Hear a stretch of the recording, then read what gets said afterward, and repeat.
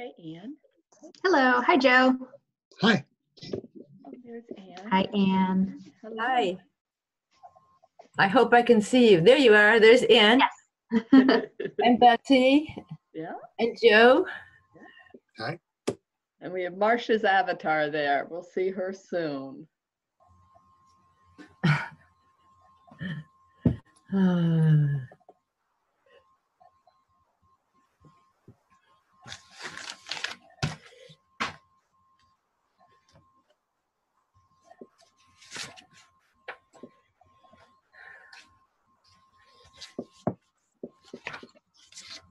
So Joe, I have a question for you.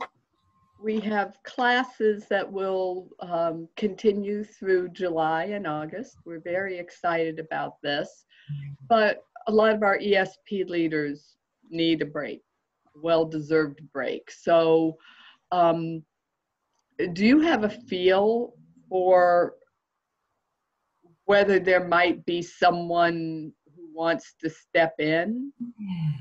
Or should I, I'm thinking I might want to reach out directly to Fred. You know, he's been making comments all along. Maybe he has an interest, but I don't know. What do you think? I think it's a good idea to ask Fred. He would be good for it. Last I knew, he was having some tech problems that made him reluctant. But, you know, I think best to talk to him and find out. One thing that occurred to me is that we would be sure that the students themselves want to continue through the summer before we try to set up the meetings. You know, we want to make sure that there's enough that want to do it during the summer that it makes it worth our while to create a class for the summer.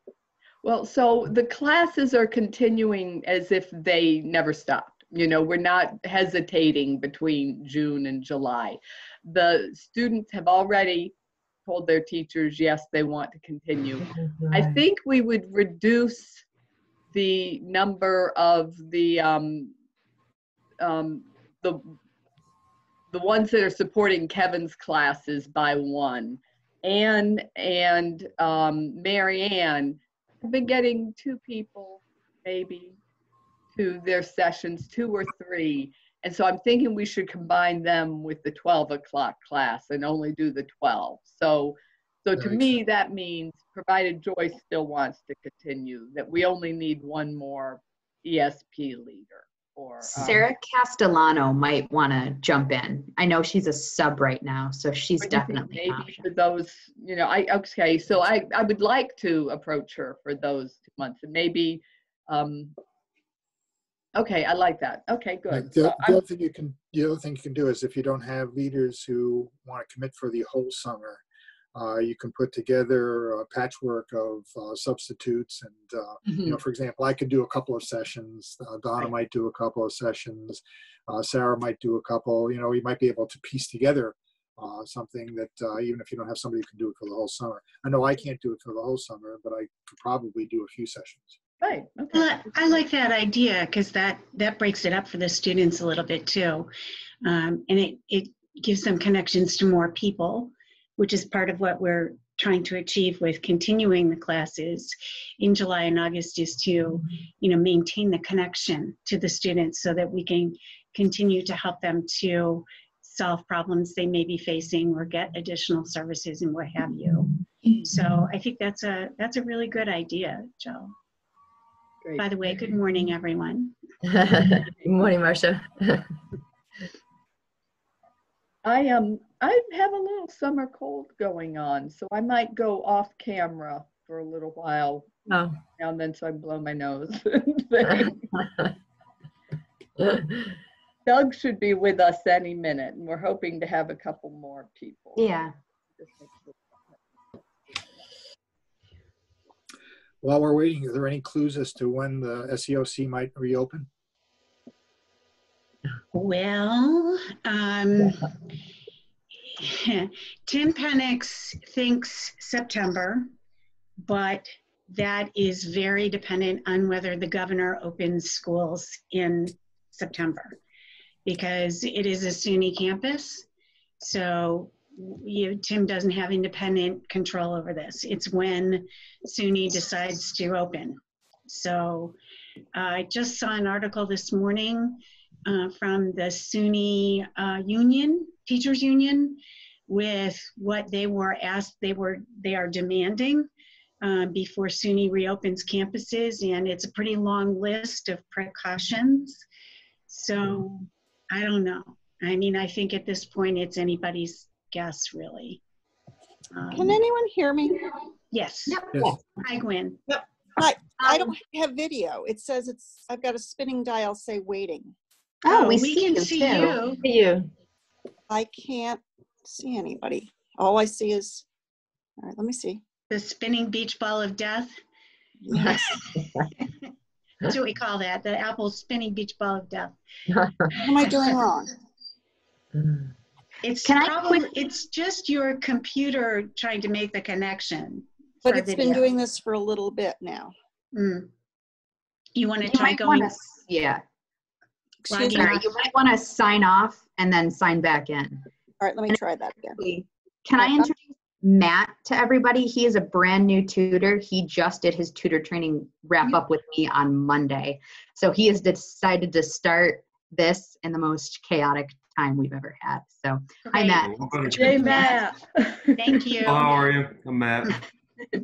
We should probably do introductions, not just for Matt, but for everybody. Mhm. You're back, Gwen. Can you see us now? No. I can't even make it X out. Everything's frozen. That's weird because we can see and hear you just fine. You can see me. Well, I really wanted to watch this, not just listen. Yeah. Did I go away for a little bit? Yes. All right. Let me try that again. Okay, I need a minute to communicate with Doug. He's having trouble finding the link, so this will take me Oh. just a second. Okay. Do you want me to email it to him? Yes. So, when you go out of Zoom, why don't you reboot your computer? I'm on a pad. Yeah, well, you can reboot that, right? Yes. I think So so. I would try that because I think it's your connection that is giving you the spinning beach ball. All right, let me try that. I'll try again. Okay.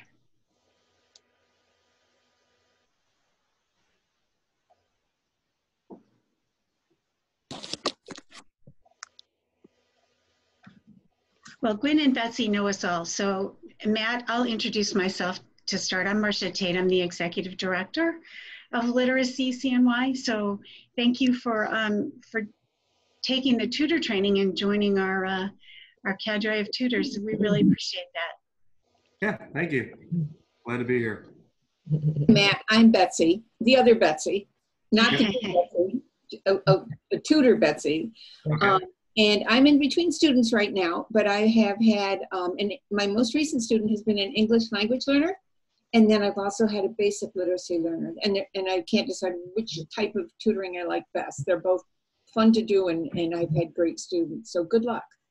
Okay, thank you. Anne Haran, Anne? why don't you introduce Okay. yourself? I've been enjoying having one-on-one students for quite some number of years now with LiteracyCNY, and so we meet in the libraries one-on-one, and that works out well, except of course the last couple months we meet on the telephone instead. Let's see, I usually have some kind of computer problem going, so but here I am this morning, and I want to thank Marcia for staying on with us. I know you were planning on moving. Where was it? Massachusetts with your daughter? Yeah, still hoping to get there eventually. My house may go on the market at the end of this month, and we'll see what happens. But the board has indicated a desire to have me stay on for some period of time, even after I move, because clearly I've demonstrated I can manage this remotely. So they figure, hey, we'll just do it remotely. And that's great for me too. So, so I'll be involved for, at least some number of months, and maybe throughout the whole program year. We just have to see what our resources look like as we go along. But thank you, Ann. I'm really glad to be able to be here now and to be able to help make things happen. Success, Gwen? Yes, yes. Good. Excellent. Oh, good. I'm happy to see you, but I'm sad to see you. Because it means you didn't get to do what you wanted to do right away. Yeah, not yet, but you know, me and everybody else in the world, right? So I have embraced the fact that I am not alone, having my plans sort of thrown into the air. So, and you know, like I said, I'm actually really happy to still be involved with the agency because I think it has been helpful to the team for me to be here and still raising money and, you know, doing what I do, and them not having to deal with it with someone new or maybe someone not at all in this moment. So, so I think as a team we've continued to work really well together. So Excellent. and I really appreciate all of you and everything that you're doing for the students as well. So, how about you, Joe? I'm Joe Hippias. I've been with the organization around 6 years or so. I've been a tutor for, now I'm on my 4th student as a tutor. I've also worked with English-speaking practice classes and helped to run those. And I'm currently a substitute for anybody who needs me for a fill-in for that purpose. And I also volunteer for to help at the fundraiser, the Scrapple-Mania fundraiser, just little odds and ends of whatever comes up. If I can help, I do. And could you email Doug? I've texted him, but he went to the wrong meeting. I'll do that. I can do it. I think I have it right still up. Okay. Now we have one more volunteer who's with us, whose name I'm not sure of. The one that's listed as ECCLES, and I know this person is working right now as they listen to us. So, you know, they can't participate actively, but they're along for the ride. So that's good morning. Oh, good morning. What is your real name?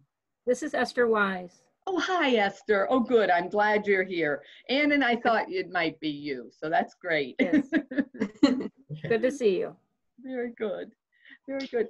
So, and Betsy, I think everyone knows you, but I don't know that Matt knows. Oh, good. So Matt and I have had limited conversations via email because I'm the one who got him going with the initial, you know, introduction to LiteracyCNY.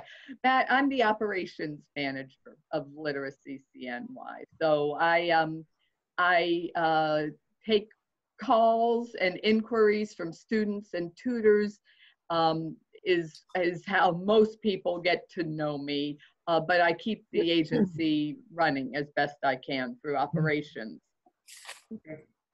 What she didn't tell you is she's my right arm. She's the other half of my brain.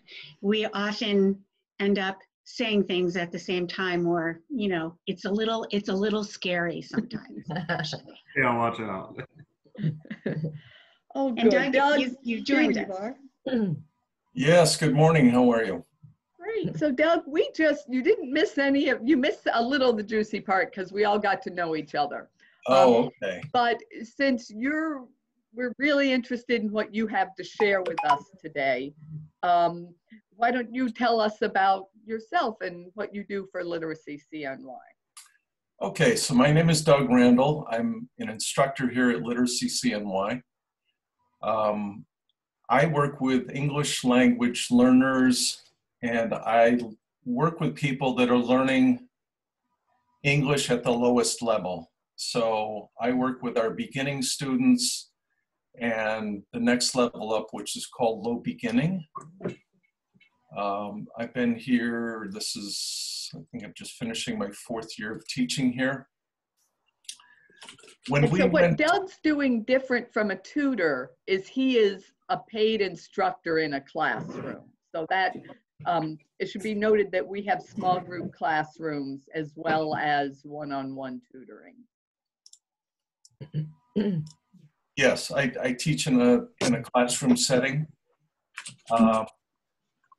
It is somewhat different from teaching people one-on-one. I've done that on a very limited basis, more as a volunteer, really. And it is somewhat different, but I think some of the techniques, some of the tools that you use on Zoom are pretty much the same, because there's a limited number of things you can really do on Zoom. So I think these are applicable for both a classroom setting as well as working with someone one-on-one.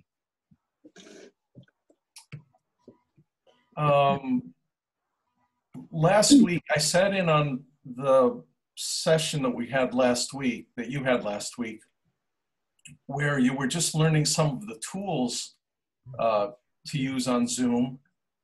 And I wondered, did any of you have a chance to actually practice with some of those tools, to practice using it? Because I know when some of you saw it last week, I think it was really the first time you had seen Zoom. Did anybody have a chance to either watch some of the tutorials?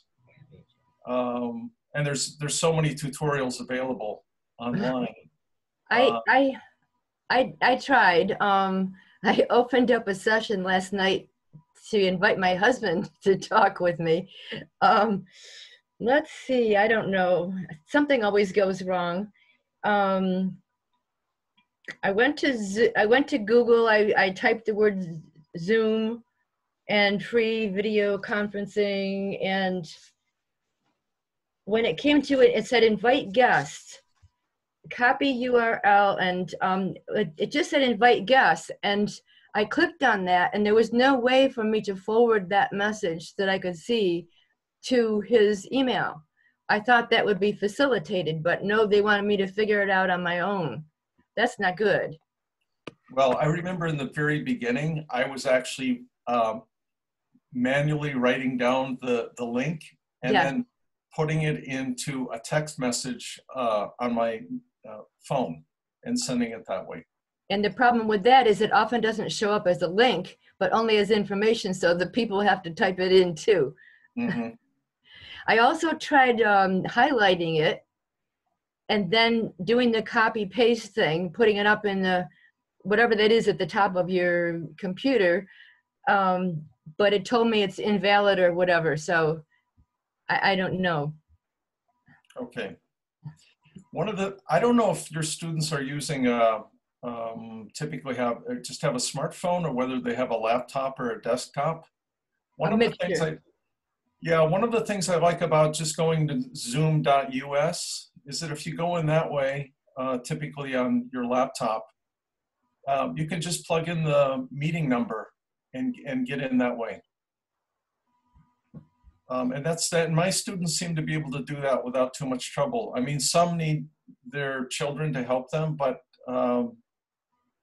that seems to work okay for them. And I do not require a password for my meetings. That's an additional step. I thought, well, I can eliminate that additional step. It's a little bit easier for them, one less thing that they have to do. So again, I would encourage them to use zoom.us if you can. If they're using a smartphone, they need to have the app on the phone to access it that way. You know, one of the things, I'm sorry, did you have somebody else? I was going to say, I've been using Zoom regularly since this started, just with siblings. We have Zoom cocktail hours. So. Okay, all right. We've been doing that about every 2 weeks. Okay, so that's a social exercise. That's great. Yeah, I know people that are doing that as well. I have a question. Anne, did you set up your own account in Zoom? Yes, I did. Okay. It was just a temporary one-time thing. Yeah. Okay. So you can set up a free account in Zoom. Right. And then that makes it easier if you do that, because then when you go in, you're not having to do all that cutting and pasting and trying to find the URL and all that. You would just plug in the URL for the meeting that whoever sent you, and it'll open up your own account. That might be easier. Not sure. And Yeah, you're talking about trying to look at the resources or trying to set up a meeting? But I did no setting up the meeting. The resources is easy. I mean, the videos are easy to watch, but Good, okay. yeah. Okay. So one of the things I did with Zoom when I was first learning how to use it is that I did what Ann was just saying. I went in there and I just kind of practiced with it in advance. It's good if you can practice with somebody else, but if you're the host of the meeting, and I would assume you will be the host, if you're teaching your student, you do have the ability to go in there and just practice with some of the features on Zoom. Betsy, how will that work for the tutors? Will they all be assigned as the host? Do they have The tutors, since they're working one-on-one, will have their own accounts. There's no way I could to manage a license for all of them. Because with a basic free account, they have unlimited time in a one-on-one meeting. So tutors set up their own accounts. They don't want to have to go through me for every little thing. I see. Okay. All right. And I may be repeating what you've already done, but as a quick question, when you started out, did you download, I forget whether Marcia said that or Betsy said that, did you download the Zoom US application to your laptop? Because if you download that, when you open that, after it's downloaded, the first window that pops up gives you all kinds of choices about whether you want to join a meeting or whether you want to create a meeting or whatever. So it's much less challenging, and that might be something that's easier. Okay, thank you. I think I have tried it that way. I need to try it about 50 times before it works for me. Yes, you do, because I know I'm only at 48 right now. Yeah, because when I was practicing, I'd get to a point and I'd going, oh no, I know I've been here before. How did I get here? You know, and that's where, it's just through practice that you can get better. Thank you. I wonder if we should go to one of our desktops, Betsy, and take a look at how you copy a meeting code, a meeting invitation. So I think for the purpose of the meeting we're in right now, Doug has a presentation. I would love to work with Ann one-on-one, but since we'd like to keep it, we'd like to keep it moving, maybe we would come back to this. Ann and I could talk privately. Okay, thank you. Okay, good. Okay, so to give you some ideas of things that I do in class that I think are pretty effective, and of course, the way I gauge that is by the feedback I get from the students. One of the things that works pretty well for me is that every day I do a vocabulary exercise with my students. I typically give them 3 vocabulary words every day that we can work with. I take those from a list called Most Common Words in English. You can find a list of 100, 300, 500 most common words. It depends on what level students you're working with. I'm working with very low-level students, so I can usually work off the list that's, say, the 300 most common words. And there's almost always words in there that they're not familiar with. So what I do is I introduce 3 different words. And I talk about each of the vocabulary words and we practice. I try to explain them the best I can, the meaning of those words. If it's a difficult word in English to explain the meaning of, like maybe the word such is a difficult word to explain in English. I tell them if they have their translators, which most of them have that on their phone, that they can look it up on their translator. So I give them the 3 words. We practice the sentences when I'm fairly sure that they have some understanding of the meaning of the word and how to use it. Then this is where I actually use the chat box feature in order to give them sentences to try to use those words. So let me give an example of what I do. I don't know if all of you are familiar with the chat box feature, but you have to actually click on chat on your screen. If you don't already have it up, you have to click on it to bring up the chat box. It won't be there by itself. So Marcia just typed in hi. I wrote hello. Marcia wrote hi. Does everybody have the chat box in front of them? Let's see. Can everybody just type hi or hello into the chat box so we know that you have the feature in front of you? Okay. Anne and Gwen, Matt, hello everyone, good, okay. Did you find it, Anne? Do you have it there? Oh, I have actually typed before. Something just went wrong. I don't know what it is. Okay. Yeah, so I got it now. I spelled it wrong. That's me. Okay. All right. So there we go. That's fine. At least you found it. You know it's original. I still make typos myself. So let me give you an example. Like I think it was earlier. It was last week. I did this vocabulary with my student. I had the word kind. We talked about the word kind. It has more than one meaning in English. So we discussed that. We practiced creating some sentences using the word kind. So that was one of our vocabulary words. Another vocabulary word that I used that day was the word let. Same thing. Explain it, practice, try using it in a sentence. When I'm reasonably sure that they have some grasp on the word, I go on to the next one. And the third vocabulary word I used that day was the word last. And of course, last has more than one meaning in English as well. So, and that can be a big challenge for the students. You know, sometimes the words have 3, maybe even 4 meanings. So those are the words that I used on that particular day: kind, let, and last. And then what I do is I tell them I'm going to give them a series of sentences where they have to choose the word that fits into that particular sentence of the 3 that I've given them. So I'll give you an example.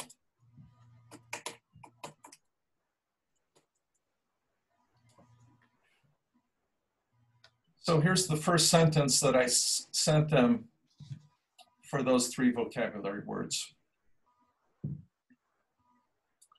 So what happens is I put that sentence up there for them to look at, and then I ask them to respond either verbally or by typing the answer into the chat box.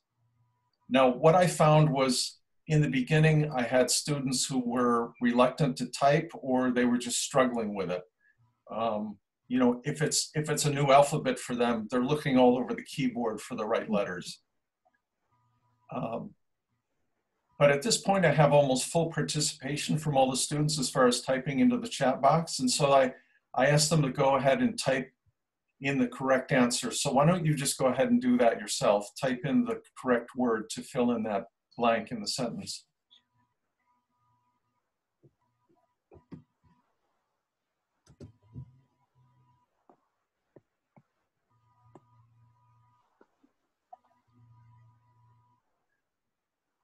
So one other thing that I want you to be aware of, although you're working with students one-on-one and I'm working in a classroom with several students, I noticed that many of you sent the answer to that question. You sent it publicly so that everybody could see it. I don't know if you see you have the option to either send it to everyone so that all of us can see your answer. You also have the option to send it to one particular person. And in the case of Gwen, she sent it to me privately. So I was the only one able to see her response to the question. So I have a quick question. So that is under the student's control, not under your control, correct?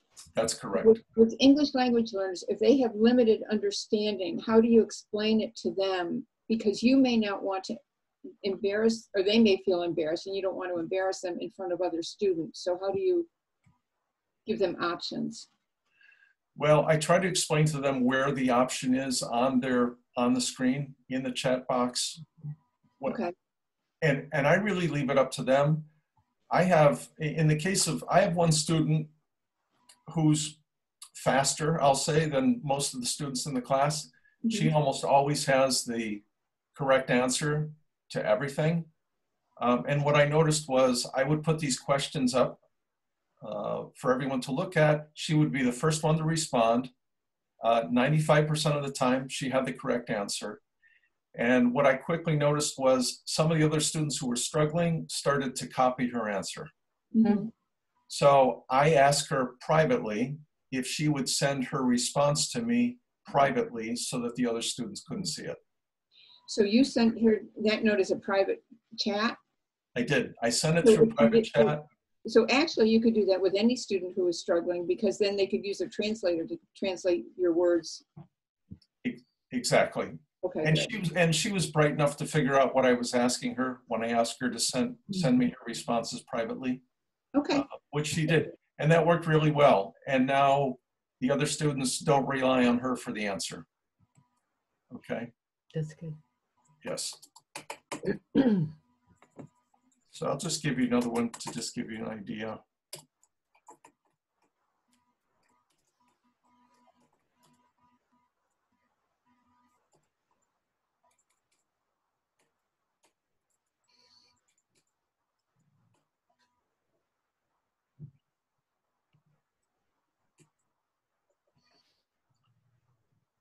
So here's the next sentence.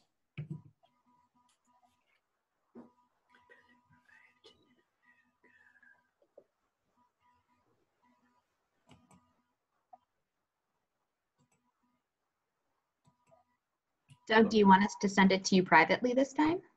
You can do either one. That's your choice. You can practice sending it to me privately.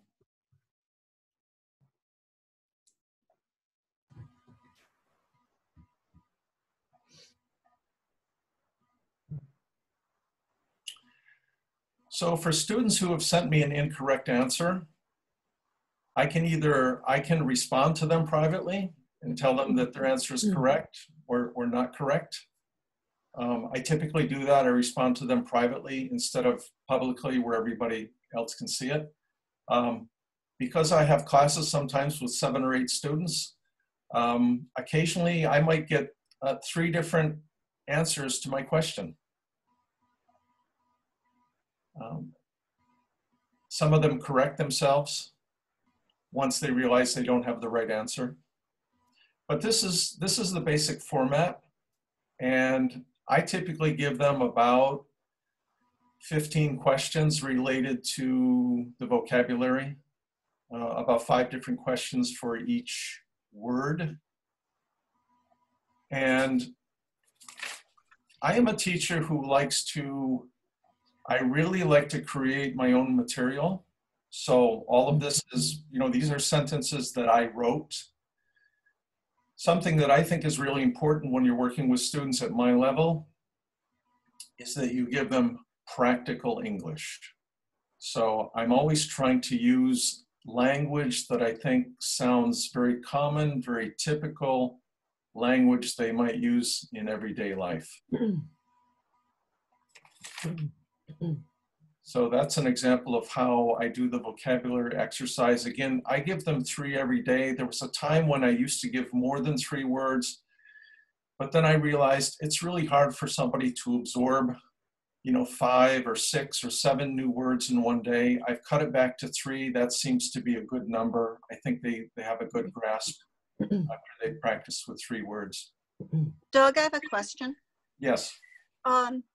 Do you reinforce that at the next meeting ever, and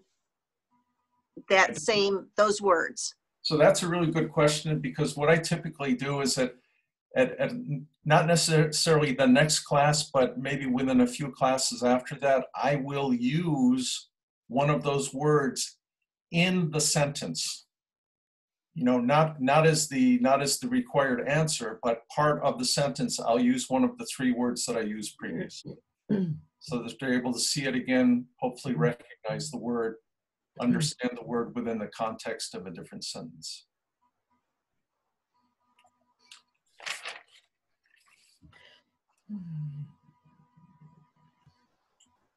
Okay, let me show you another exercise that I do.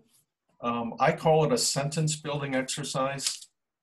And if I can pull it up on, I can find it. You know what? I have it in a Word document, but what I'm going to do is I'm just going to put it into the chat box. I will tell you that one of the challenges in using the chat box is, and I think you can all see this, the chat box is relatively small. I don't know what it looks like on a smartphone because I've never, I've never been a student on a smartphone. Are any of you on a smartphone right now? No. Nobody is. Open up my phone though if you want me to look. If you want to take a look, Matt, I don't know how hard it is to read the chat box on a smartphone. I guess you can always, you have the option to expand it, but one of the challenges is I see my students leaning forward and kind of squinting into the screen a little bit. I mean, some of them may need reading glasses, but it's a little harder to read in the chat box. But I find the chat box is more interactive than using the whiteboard. So let me go on and show you another exercise that I like to do with my students. I call a sentence building exercise. And I'll put in the chat box 3 different words that I'm going to use as a guideline for creating new sentences. So let me send this to everyone so that you can see it. So I've sent you 3 different words in the chat box, and I have them all spaced apart. And the reason they're spaced apart that way is because that will be our sentences from start to finish. So what I'm trying to teach the students here is to create a sentence by using these 3 categories. The first one is to talk about who. So who could be somebody's name. It could be my brother, my sister, my uncle. It could be somebody's name, Marcia. What did they do?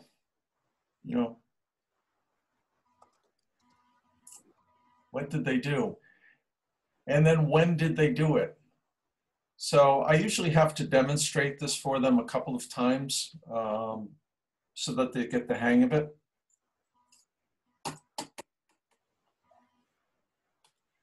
So I might start with saying, let's start with the who. Give me the name of someone. Let's start with Betsy. What did Betsy do?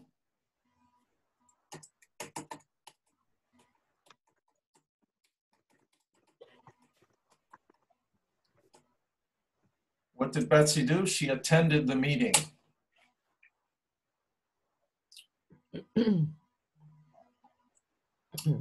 When did Betsy attend the meeting? She attended the meeting this morning.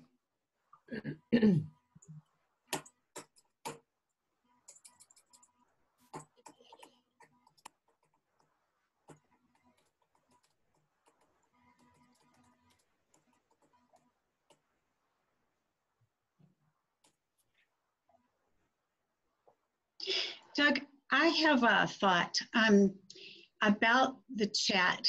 So if you press on the little icon, the little bubble for chat, it opens up on your screen so that you can see the running chat. So there's more room there. Okay. If you don't click on that and the chat stays closed, then you're only seeing that very small message above the icon. So if you could all click chat, if you haven't already, then you'll see this whole running dialogue at some point. Mine is to the right of my screen. Let me see if I can find that. Is it in the box that says file or the one that says the 3 dots?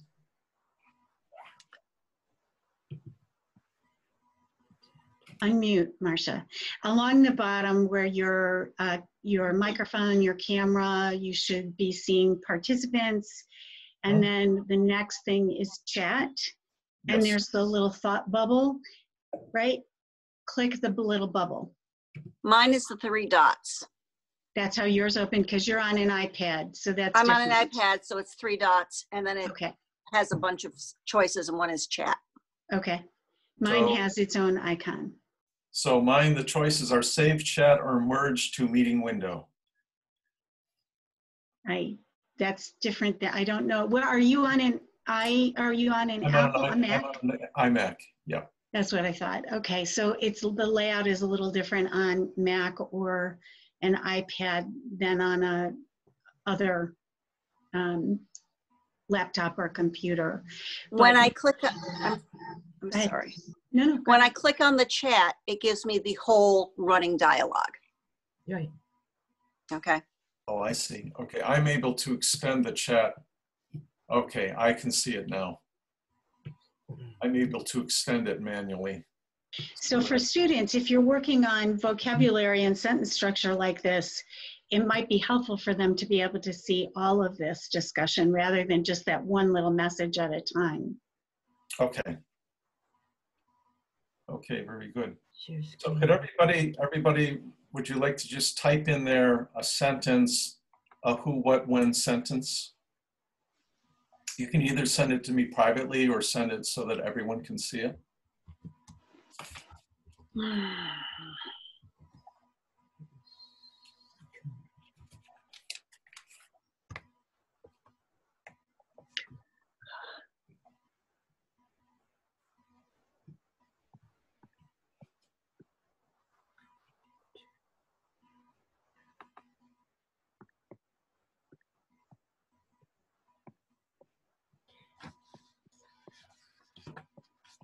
So Marcia said, Marcia walked her dog this morning.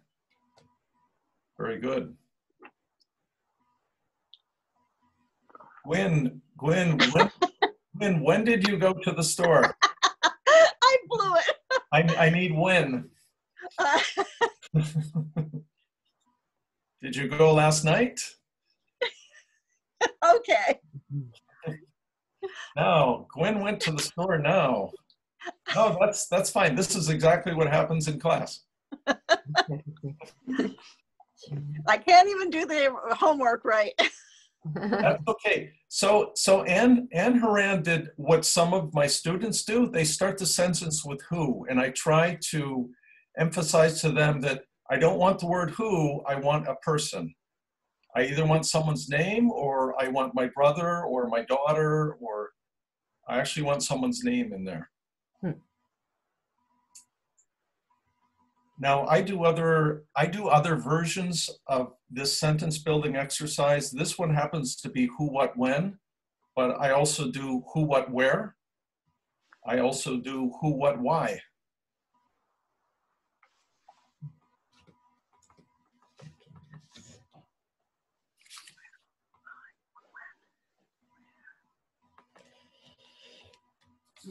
Doug, Yes.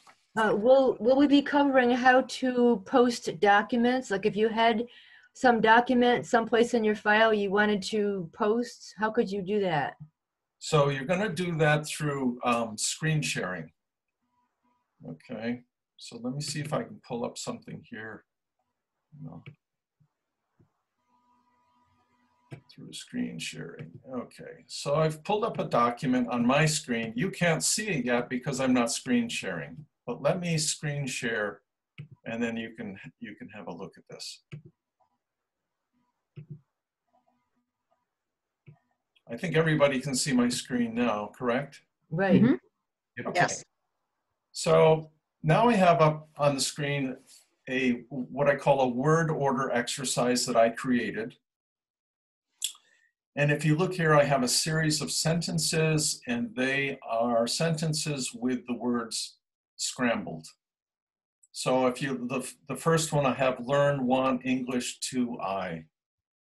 So what I would ask the students to do is to unscramble that sentence, type it into the chat box. And I can tell you, they love these exercises because they kind of think of it as a bit of a game. Yes. Sometimes they actually get a little competitive about it, which I think is okay. But they seem to really enjoy this. Now, the first sentence there, again, it depends on the level of your students. I mean, these are written for my students, so it's a fairly low level. One of the things I do is when the sentences get progressively more difficult, which is usually the way I write these, one of the things I like to do is they sometimes have trouble simply starting. They're looking at all the words. They can't really figure out where to start the sentence. So what I do in the chat box is I type in the first 1 or 2 words of the sentence to get them started. So if you look at the sentence I have down here, I don't know if you can see my pointer. It's the one that says store when to are the going you. If they're having trouble getting started with this sentence, I will type the first 2 words of the sentence for them like I've done here. When are. And sometimes that's enough to get them to complete the rest of the sentence. But if it's not, what I'll do is I'll add another word to it. And if you look underneath, I wrote, when are you? Doug, one more question, if you don't mind. To get to your documents file, did you have to minimize your Zoom picture here so you could even find your file? I don't see where my file is. I did not have to minimize my Zoom. Okay, so if I just clicked on my major button, the in button, maybe I could get it up. Yeah, on an iMac, it's under the Finder tab. I'm able to go into the Finder tab without minimizing the Zoom screen.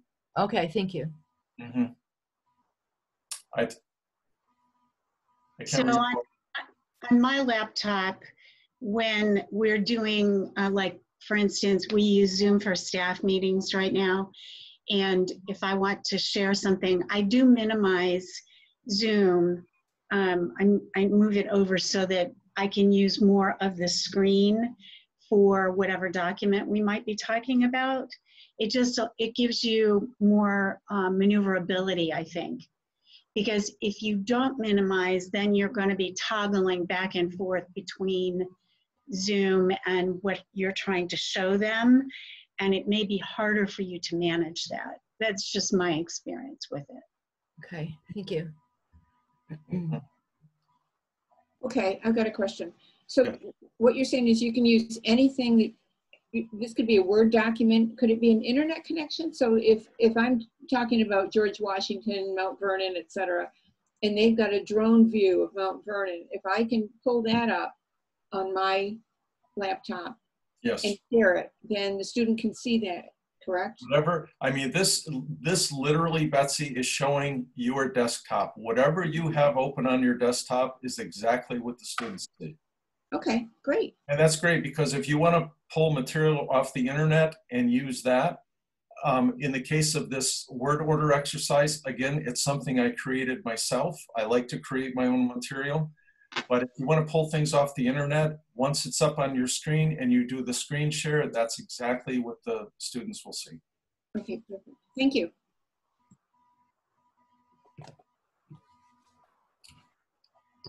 So again, like I said, if students are having trouble getting started, I give them the first word or 2, then I might add another word. If it's a longer sentence, I might add the 4th or even the 5th word.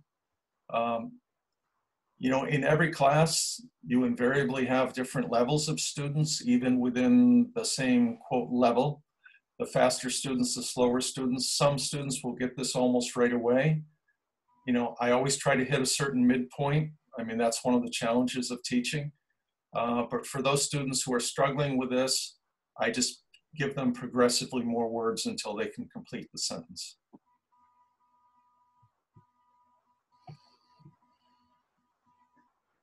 Now, as far as a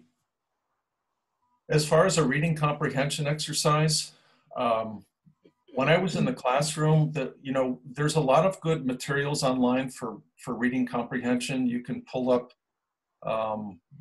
reading passages online. Some of them have questions attached to them after you do the reading exercise with the student. I used to create some of my own reading materials. I used to write short stories, but that's a little more labor intensive. That's really up to you. I would write short stories and then create my own questions related to the story. But there's just so many materials online. And did you already talk about some of the resources that you think are helpful? Were we? Not yet. I can go into that whenever you're ready. I was going to discuss Thinknology and Newsella, so this has been, yeah, whenever. There's just so many good resources out there. There's a site called Read Theory that I like. There's another site called ISL Collective that I like to use. Another website, English W Sheets. It has pictures with all of the questions. And Hey, a Doug, lot of it's, yeah. will you actually type up all of those links and tell me why you like them? I would like to add them to this resource document I'm putting together that I'm going to send to everybody when this is over. I can do that. Do you want me to do that after we're done? Whenever you have time, yeah. Yeah, okay. I can do that. Thanks. Sure.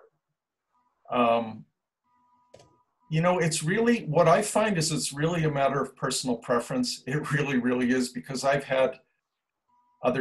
seen what other teachers use. Sometimes I like it, sometimes I don't. They probably wouldn't like some of the material that I use or wouldn't prefer to use that. So it's a matter of personal preference, and you know your student better than anyone else. For the people in attendance today, I don't know what level you're actually working with. You might be working with a higher level student than I am. I will tell you, one of my favorite resources for reading comprehension are some books that are published by New Readers Press here in Syracuse, which is the publishing arm of Pro Literacy. They have a series called the Challenger series that I really like a lot, and we actually have those in paper form, in workbook form in the office. I was on their website this morning looking at that. It doesn't appear to me that it's possible to actually download exercises out of those books. They do allow you to look at the sample exercises, but you can't actually download them. You might actually have to purchase the books, in which case you would either have to use a scanner. I do not have a scanner at home. You'd have to have a scanner, or you'd have to actually make paper copies of those workbooks and then mail them to your students. I'm just telling you this because they have a lot of reading comprehension exercises that I really like. I like the way they're structured. I like the questions that follow the reading, but you may find other things that you like. And again, that's New Readers Press. I think most of you are familiar with or have heard of New Readers Press, but oh my gosh, they just have so much great material. So, and at this point, if you want to talk about some of the websites that you like, some of the resources. Sure, I would love to. I'm going to go ahead and share my screen and discuss Thinknology first. It looks like I can't share it until, Doug, you stop sharing. I got to stop sharing. Okay. Let me stop sharing. Okay. Okay, I'm done sharing. Perfect. Okay, so everyone should be able to see Thinknology. That's the one that I brought up first. No? Yep. There we go. Can everyone see thinknology.net? Yeah. Yes. Okay. So if you've recently completed I2O training, like Matt, you just completed I2O training. Joe, I believe you recently completed a module through them. If you have an account, you will be able to log in using the same username and password. But just to try it out, I clicked on Create Account and used my personal email address. I don't want you to freak out by this $100 because Literacy New York has actually given us coupon code for 100% off. So you will actually be able to access this reading library until June of 2021, so for an entire year. So in order to sign up, you'll click on Add Coupon right here, and the code is READLNY. So you will click Apply and free.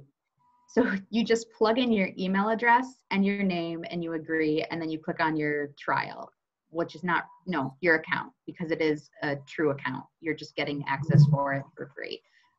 I'm actually going to log in right now and show you what this looks like.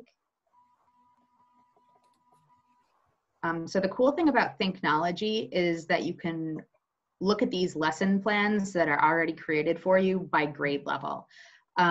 Joe Hippias did some tinkering with this. He dove right in, and he did point out that a lot of the lessons are skewed towards those higher levels. But I mean, there are 7 selections for levels 1 and 2, and then another 22 for lessons 3 and 4. So that should get you going if you're looking for a place to begin. I am able to click on View by Reading Level to access the full list right here.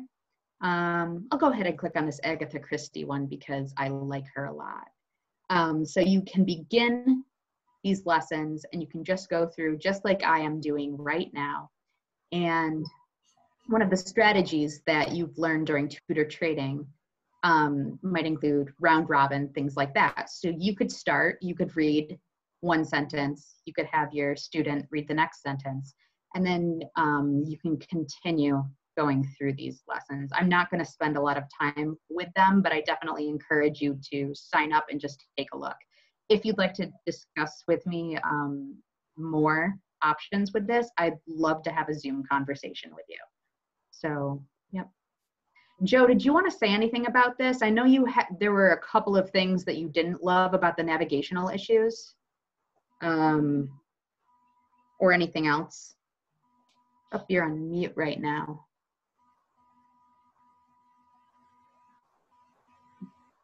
Joe, you're muted. Okay, can you hear me now? Yes. Okay, good. Yeah, I don't remember what issues I had other than the fact that if you were dealing with a very low-level learner, that the reading selections were much more limited than if you were working with somebody at a little higher level. Overall, I thought, though, it was a very good resource. So well, I have not yet had a chance to try using this with my student. I've only gone on Zoom with her twice now, and it was tough enough just getting her comfortable with the technology. But it's my intent to give this a try in the near future with her and see how it goes. Yeah. I've liked it so far. It takes a little getting used to, but again, if you have any questions about it, I also have a web link for a recording that Literacy New York did called Exploring Thinknology, and they go over some ideas and tips on how to use this as well. So everybody's going to get this. I do remember one, Nan, I do remember one little thing. There's a little trap that you can fall into when you're doing the questions after the reading selection. If you're going through the questions one at a time, there's 2 ways of advancing forward. And you don't get credit for having completed the question if you click the wrong button. There's a button up at the top where it says complete and continue. Yep. And if you click that one, instead of the question, the button at the bottom, you can't see questions here, but on the page where the questions appear, there's also a button at the bottom which goes on to the next part of the question. That's the one that you got to click. And it's too easy to click the wrong button of the 2 and then not get credit for having finished the question. Oh, that's good to know. Okay, any questions about Thinknology? Okay. I'm going to move on to Newsela, or News ELA. I've heard it pronounced both ways, so I'm not actually sure which way is correct. So you can sign up for an account with Newsela by clicking on Join Now. You can either sign up as a student or as a teacher or an educator. I actually signed up both ways using 2 different email accounts because I wanted to see what the differences were. When I signed up as an educator, I was actually able to type in LiteracyCNY, and we do show up. The only thing is that when you do sign up as an educator, you're going to get a message saying that you'll only have access until the end of the school year, at which point I do think you have to pay for something. Marcia, we don't have a subscription to Newsela, do we? No, but I use it, and I've been using it for a long time, and they haven't ever charged me anything. So. Oh, okay, that's good to know. I actually signed up as a student, and I didn't find that to be terribly different. The only thing is you can't come up with the quiz questions. But if you're thinking about your own questions, you can even use the W questions, the who, what, when, where. When you're looking at this, you can actually, you know, come up with your own quizzes and develop reading comprehension strategies that way. So I'm in here right now. The cool thing about this is that you can select news articles and then filter it by grade level. So for example, if your student is reading at a 3rd grade level, you can apply a filter and only news articles at that level or lower will show up. So I'm going to go ahead and click on SpaceX. Again, can everyone see it on the screen okay? Okay, Yes. So you can go through and read with your students and come up with your own questions, and you can definitely pop out a chat box to do that. Has anyone ever attempted to insert a Word document into the text box? Because I believe that's a function you can do too in order to send documents. The only problem is if they're using a cell phone, I don't know how easy it is to open one of those. I know on my iPhone I can open a Word document, but I know a lot of phones don't have that capability. Oops. Okay. And I've used this quite a bit with my students. And there's a few things I'd like to point out. Up in the right-hand corner there, you see where it says 1020L? Yeah. There's a drop-down box there that lets you see the same article at different reading levels. Oh, sure. So Yeah, if you pull it up at one level and you say, this looks a little too tough for my student, you can drop it down a notch or two to a different level. And it's the same article, it's just kind of uses simpler language, simpler vocabulary. And that's sort of nice. The other thing I especially like about this is that there are always timely articles available, articles that relate to stuff that's going on right now. I mean, while it's sure, yeah, there's lots of interesting stuff you can do in the way of looking into the library of history and other kinds of topics that don't really matter. You can almost always find good articles on things that are in the news today. Oh yeah, I mean, right up at the top, you can see election 2020. So it's all very relevant and you can cater it to what your students' interests are. So that's a really good point. Thank you, Joe. Here are activities. We're in the student version right now, so there's not a whole lot you can do. But if you were signed up as an educator, it will generate a series of questions. Does anyone want to see that, or can we kind of just leave that? And could you just demonstrate changing the level, the English level on the story? Yes. So we can see how it changes. You can go up here, and then 12, I'm assuming that's 12th grade, 10th, maybe 8th. Actually, I don't know what these codes mean, but I'm assuming that the lower the number, the lower the level. That's right. That's correct, Ann. Okay. And again, if you go back to search,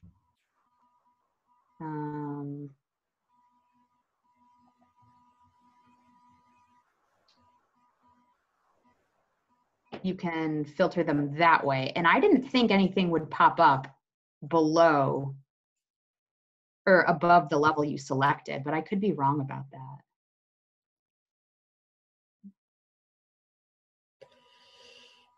Oh yeah, okay, so lower levels are popping up. So I'd select 400. So that's likely the 2nd grade level. Okay, that's interesting. Any questions about this one? This is a free resource. So we have subscriptions, or we will when the classes are operating, for New Readers Press News for You, which is a a newspaper for English language learners and ABE students, but that's not free. I, like Joe, I love this because the articles are very timely and a wide range of topics. So, you know, if you get to know your student and what they're interested in or what they enjoy, you can almost always, I use these all the time. I've never had a problem finding something of interest. That's perfect. That actually kind of segues into what you were going to discuss, Marcia, about what you've been doing with your own student and how you found this going. So I tutor. I don't know if everyone knows that. I actually tutor a student of my own. And she started with us reading at about a 3rd grade level. She's an adult basic ed student, originally from Georgia, who dropped out of school in the 8th grade, but she does not have an 8th grade education by any stretch of the imagination. Well, I've been working with her, I think about 8 years now, Betsy, right? 2012, I think, is when we started.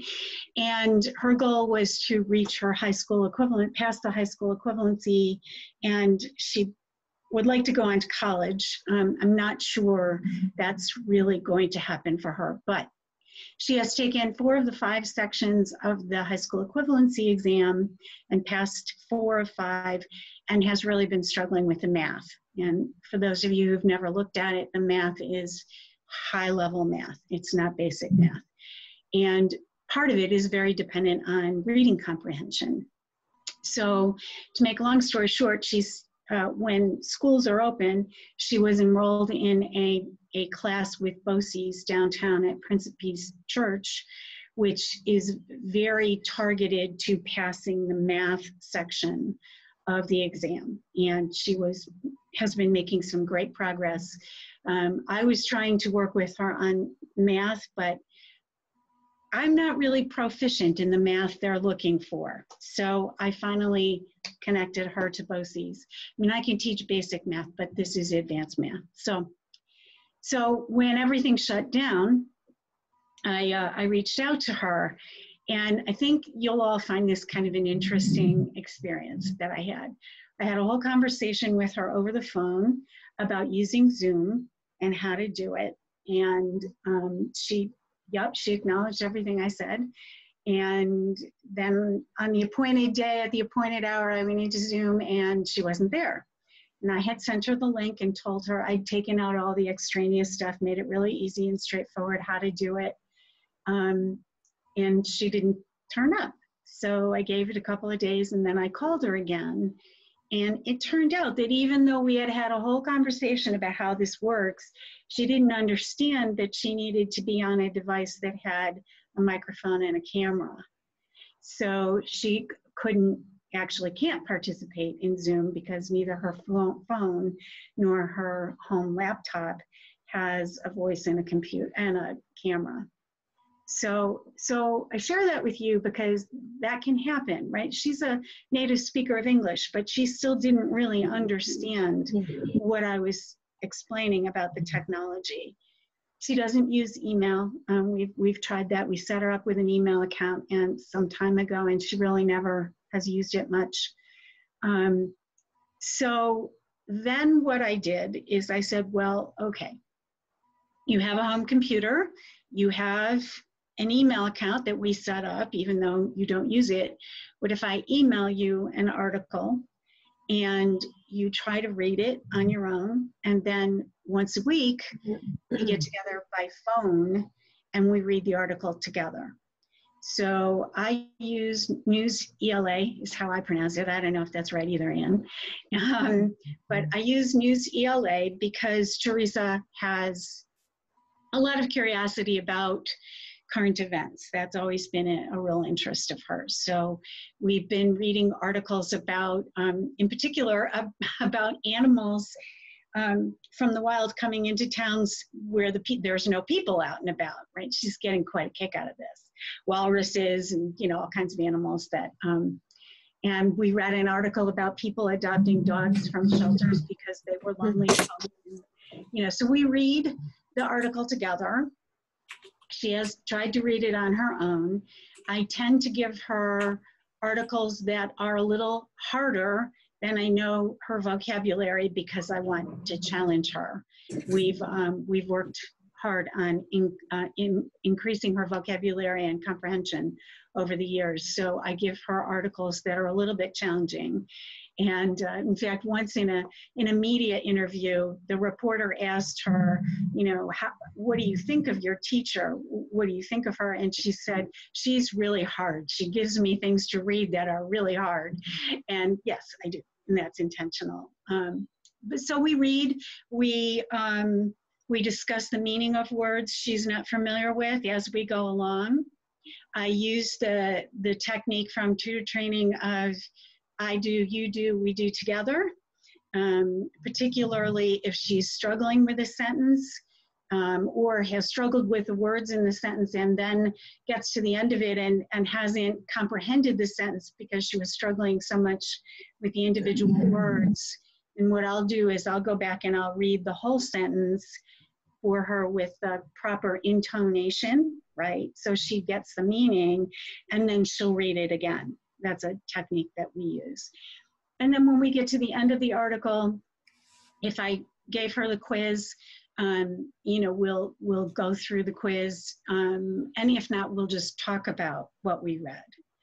So that's kind of been my experience. Now, because she has challenges with her computer, I don't assign her the article online. I actually copy and paste it into an email and send it to her that way, which you can do on News ELA.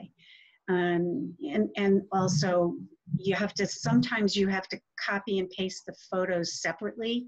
They won't copy and paste if you're doing the whole text, but she likes to see the photos. So I copy and paste those and include those in email as well. So it's, you know, that Betsy and Ann asked me to talk to you about this because it was surprisingly difficult to get this going. And, you know, and that's what we wanted to acknowledge, is that it takes perseverance. And then even reading together over the phone is not easy to do, you know, because I can't see her. And so I'm missing the body cues that I used to get when she sat in my office with me, right? I'm missing, and she's missing my cues. So I have to, you know, stop her if she misses a word or is struggling. I have to stop her and then say, okay, here's, you know, let's talk about this.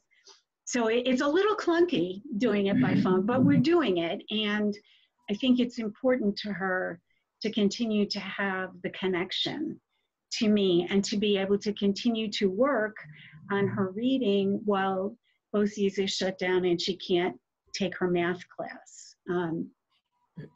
So that really kind of leads me to the final thing I just wanted to say, which is that if nothing else during this period, we're providing a human connection for students who may not otherwise have a lot of human connection outside their homes.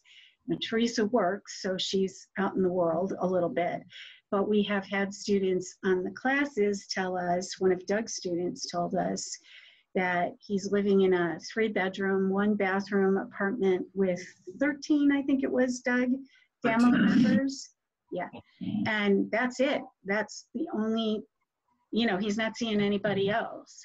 And so we're helping to keep the students connected to not just to the agency, but to the outside world. And we're now providing a series of,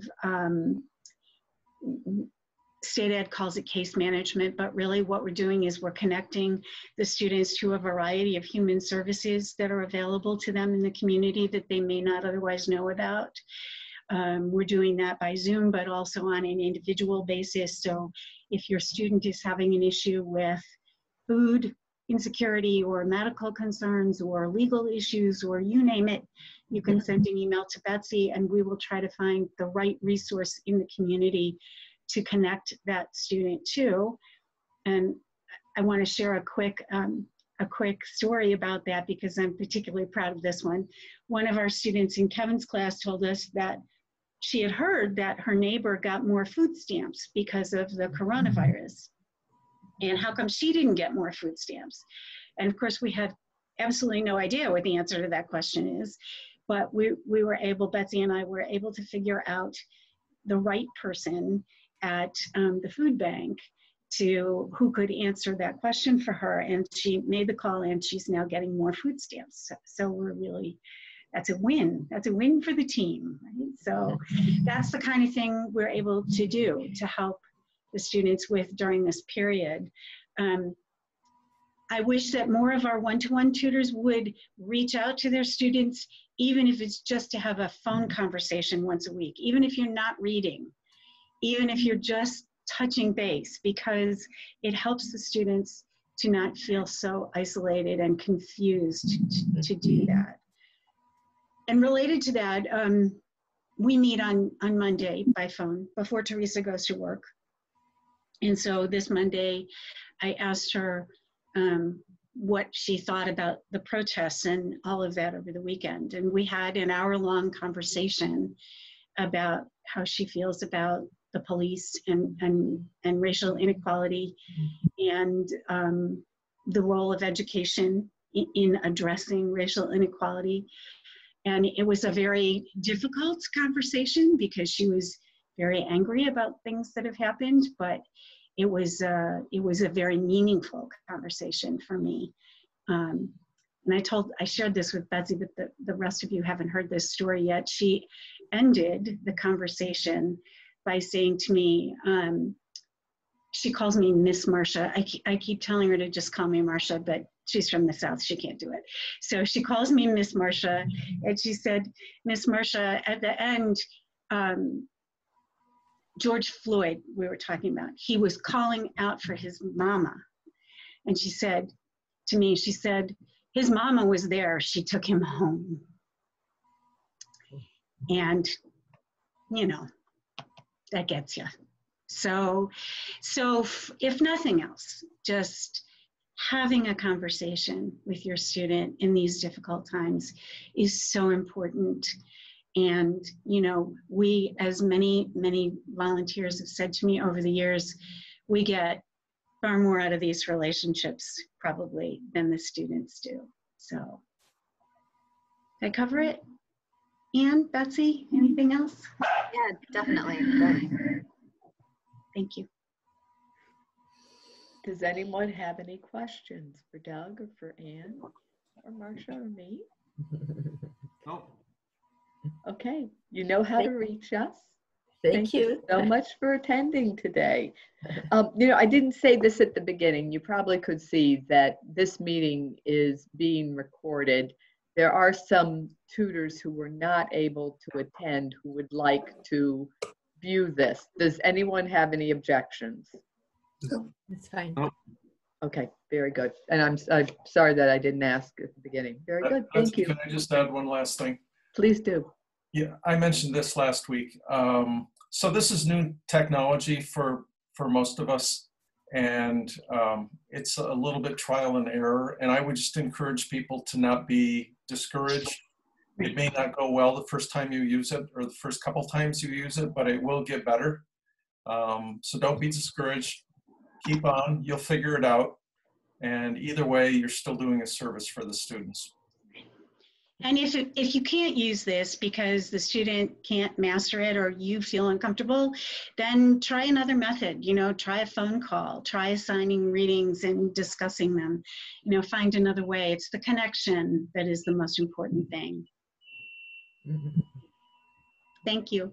Very good. Thank you, everybody. Thank you. Thanks. Thanks. See you later. Bye now. Bye.